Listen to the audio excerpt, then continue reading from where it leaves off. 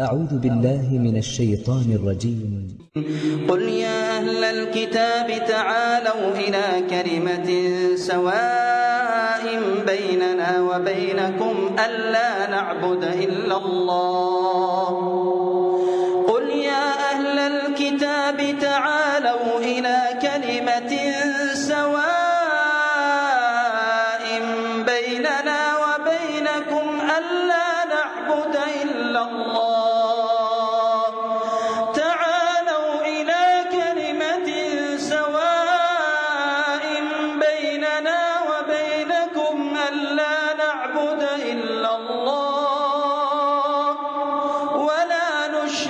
به شيئا ولا يتخذ بعضنا بعضا أربابا من دون الله فإن تولوا فقولوا اشهدوا بأننا مسلمون. يا أهل الكتاب لم تحاجون في إبراهيم وما أنزلت التوراة والإنجيل إلا من بعده أفلا تعقلون. ها أنتم هؤلاء حاججتم فيما لكم به علم فلم تحاجون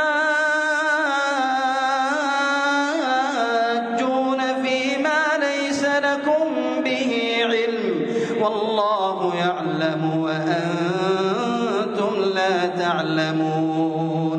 ما كان إبراهيم يهوديا ولا نصرانيا ما كان إبراهيم يهوديا ولا نصرانيا ولكن كان حنيفا مسلما وما كان من المشركين. إن أولى الناس بإبراهيم للذين اتبعوه وهذا النبي والذين آمنوا والله ولي المؤمنين.